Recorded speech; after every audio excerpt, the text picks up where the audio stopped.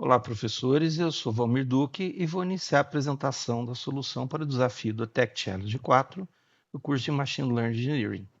O grupo FME1 é composto por Ana Paula Almeida, Augusto Mena, Bruno Gabriel e eu.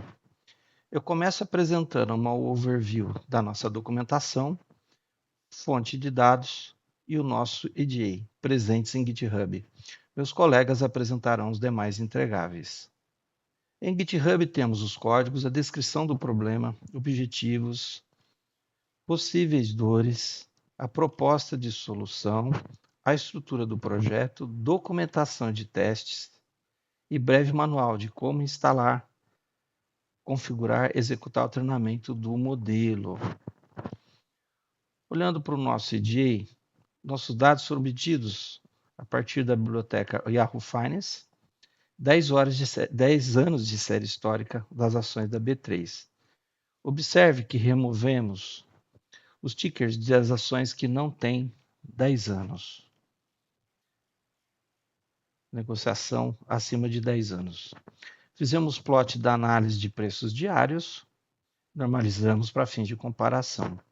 Fizemos análise de volatilidade dos últimos 10 anos, comparando em termos percentuais. Por fim, escolhemos as ações do Banco Itaú, porque apresentou base histórica de dados ininterruptos e baixa volatilidade. Olá, meu nome é Bruno e eu vou fazer a apresentação do modelo LSTM. A gente estruturou o nosso trabalho de uma forma bem simples. Aqui nessa pasta data a gente guarda as features utilizadas para o treinamento do modelo.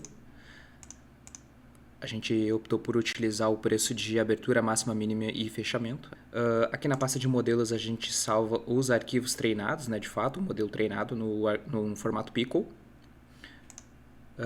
Na pasta de reports, a gente vai ter algumas informações referentes ao nosso treinamento, como, por exemplo, todos os dados que a gente utiliza para treinamento, como o número do modelo, o tamanho do lote, o batch size, o hidden size, o número de camadas, o dropout, o número de épocas. Então, isso aqui é um relatório para a gente acompanhar como é que foi o desempenho da rede neural. Aqui no final a gente vai ter algumas métricas de desempenho, como a acurácia direcional, o mean absolute error, e entre outras. Seguindo, aqui na aba de SRC, então a gente vai ter de fato nossos scripts utilizados no modelo. A gente vai ter um script para avaliar os modelos, que a gente utiliza para avaliar os modelos, eu já vou explicar um pouquinho melhor depois. Os relatórios. O arquivo model.py vai ser de fato o nosso modelo de rede LSTM utilizado, então aqui a gente faz a definição dela. Seguindo, a gente vai ter um arquivo de estratégias, que como eu comentei antes, a gente testou com várias estratégias de negociação, como por exemplo a gente testou com a estratégia 3, que seria utilizando o preço de fechamento, o retorno diário e volatilidade. Testamos com a estratégia 4, tendências, com média móveis. A gente usa uma média móvel de 7, 21 dias, mas no final das contas a gente viu que a melhor estratégia adotada foi a estratégia número 2. Então, seguindo aqui, a gente vai para o nosso script de treinamento. Então, aqui nesse script de treinamento, a gente faz todas as importações necessárias, inclusive as estratégias utilizadas. Nesse trecho do código, a gente consegue fazer com que o nosso modelo utilize a placa de vídeo do computador.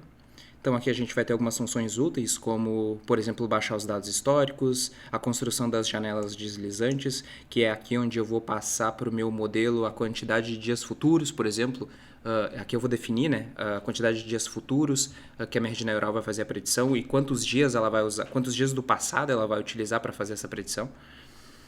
Nessa outra função aqui a gente então vai ter, ela vai retornar os dados de treino e teste já em formato normalizado. Seguindo, a gente vai ter então a definição dos parâmetros.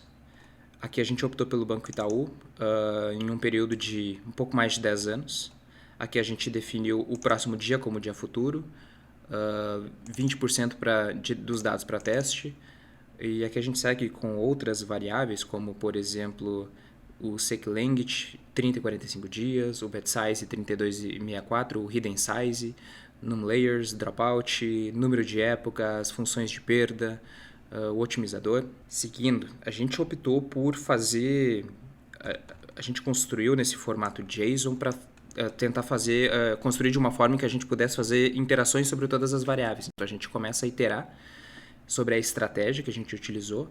Eu fiz aqui, no script a gente está fazendo a importação de todas, mas nesse teste aqui em específico a gente acaba treinando somente a estratégia 2. Então o nosso algoritmo ele começa baixando os dados, definindo que a estratégia utilizada vai ser a 2. E aqui a gente começa a fazer o treinamento da rede neural. Então a gente obtém um número de features utilizadas. Na estratégia 2 são 4 features, como eu falei antes, que é o preço de abertura, máxima, mínima e fechamento. Então, voltando aqui para o train. Aqui a gente já vai fazer a exportação desse relatório. No caso aqui do treinamento, a gente já está exportando, por exemplo, o relatório número 2. Então ele exporta as features, né, do modelo. E aqui ele inicia o treinamento da rede neural. Aqui eu vou começar a contabilizar o número do modelo. A gente então vai fazer... A gente começa iterando, né, sobre SQL Language, dias futuros. Aqui a gente vai construir a janela deslizante. Aqui a gente vai obter os dados de treino e teste. E aqui eu sigo com a iteração sobre todas as variáveis. E inicio de fato o treinamento do modelo. Então todas aquelas variáveis, todas as variáveis das interações, elas são passadas para a rede neural. Aqui a gente pega então a função de perda, né?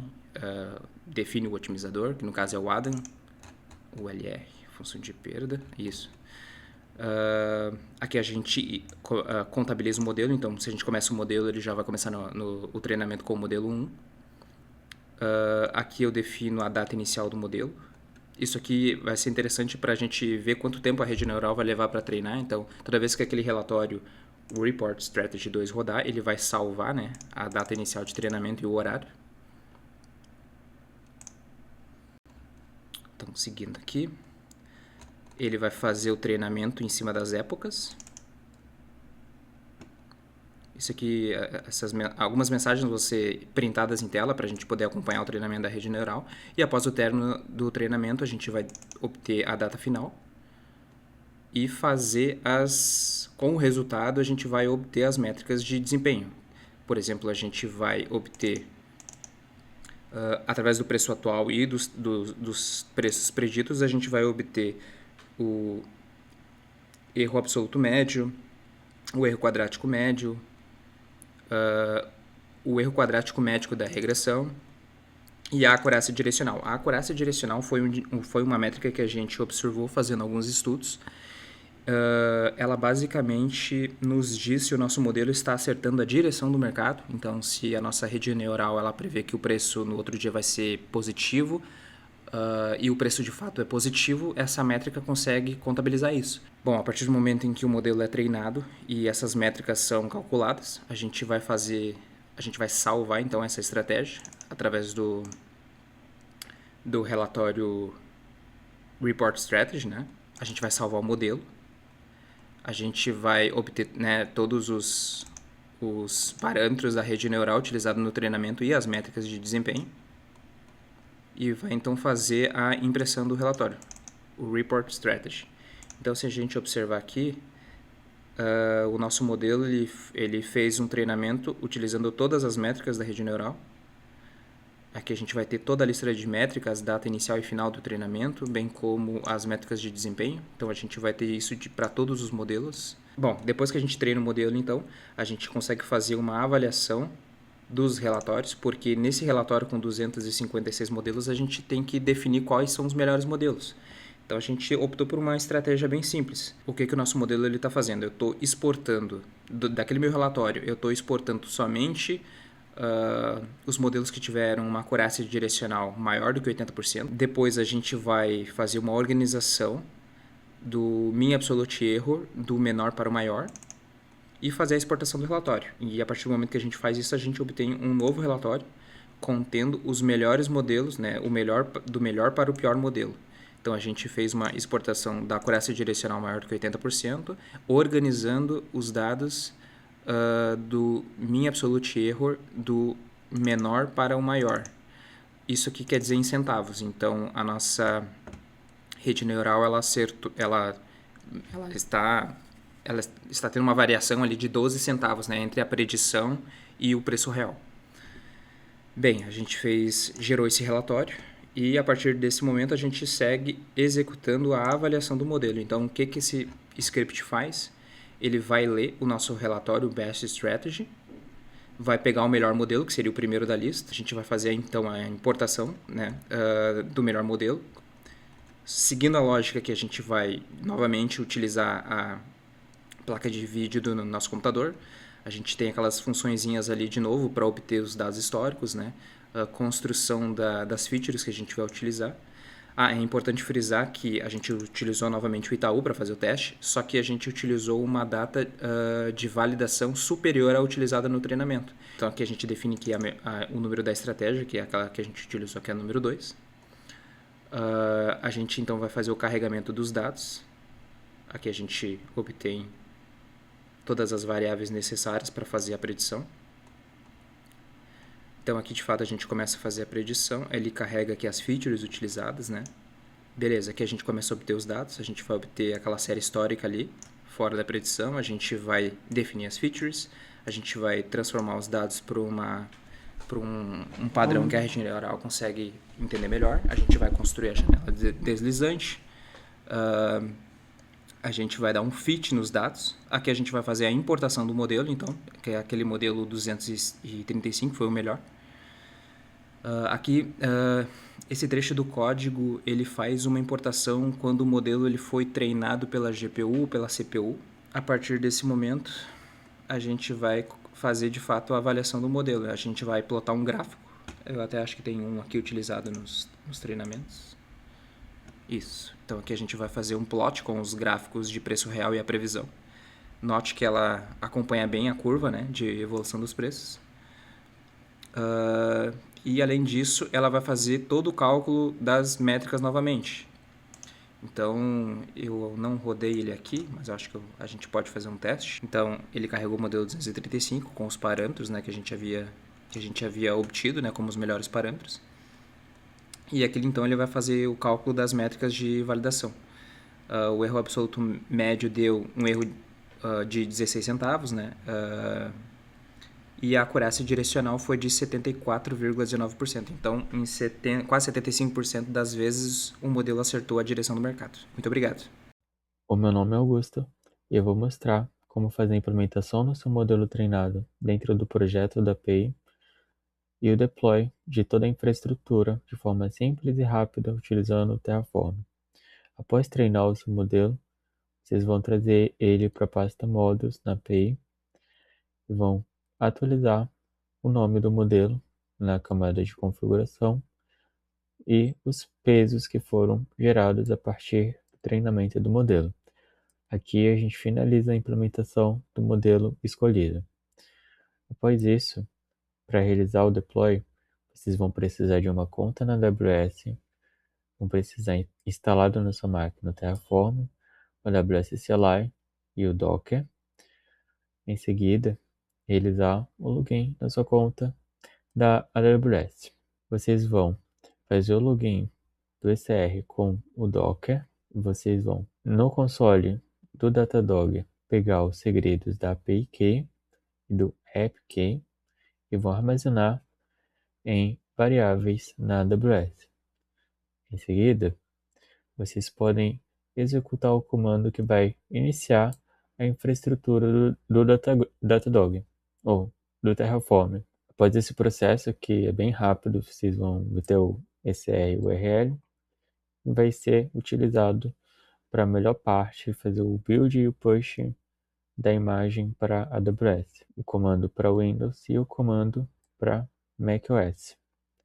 Em seguida, está feito, você pode acessar a sua API dentro da AWS utilizando o seu IP que foi gerado na porta 8000/docs para ver a documentação. Para utilizar a API, nós temos dois endpoints, um que vai retornar uma lista de dias previstos e uma que vai retornar apenas um dia previsto. A que retorna uma lista é útil para que nós possamos visualizar como é a assertividade do modelo em vários dias corridos, além de pegar vários dias previstos no futuro. Já o endpoint de pegar uma data específica vai retornar apenas o preço de previsão e ambos os endpoints vão retornar também o preço real, caso haja a diferença, a quantidade de dias e a documentação do modelo. Olá, eu sou a Ana Paula. Eu vou apresentar a etapa de monitoramento do nosso grupo. Escolhemos a plataforma de observabilidade Datadog, que possui grande case de sucesso e diferenciais aí que inclui a autoinstrumentação, integração com múltiplas linguagens e uma visão unificada de log, métricas e tracing. Nós estamos na primeira tela, que é a tela de log. Vamos aqui na opção APM, aonde vamos ter a visão map da nossa aplicação. Dentro dessa visão map, nós conseguimos ver a etapa em que é feita a requisição e o fluxo que ela está destinando ali para a etapa final, que é a resposta ao nosso usuário. Quando nós vamos para as queries tracing, nós temos o span, que vai te dar uma visão mais ampla de todo o período em que nós fizemos os testes, utilizamos a plataforma, e geramos logs aqui para poder acompanhar dentro da plataforma de monitoramento. Então, nós vamos ter essa visão detalhada, se for o caso, a gente pode clicar em alguma dessas etapas e ter ali uma visão resumida do que está acontecendo com a saúde da nossa aplicação. Quando a gente olha na visão tracing, nós vamos diretamente para a própria forma, a função ali, o serviço dessa aplicação. Então, quando eu clico aqui, a gente consegue ver os serviços dessa aplicação, né, o serviço pela página, que vai ali nos mostrar um resumo da saúde dessa aplicação.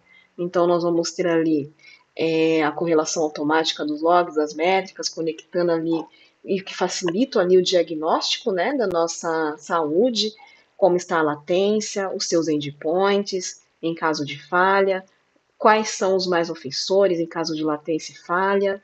Nós vamos ter ali os deployments feitos dentro da plataforma do Datadog, ou seja, as versões geradas ao longo do tempo em que essa aplicação ela está hospedada dentro da plataforma, a sua saúde da sua infraestrutura. Nós vamos também ter uma visão dia a dia ali do tracing que está ocorrendo esse monitoramento, né? Nós temos aqui a visão do log. Quando a gente fala de um monitoramento, nós também temos a parte de falhas.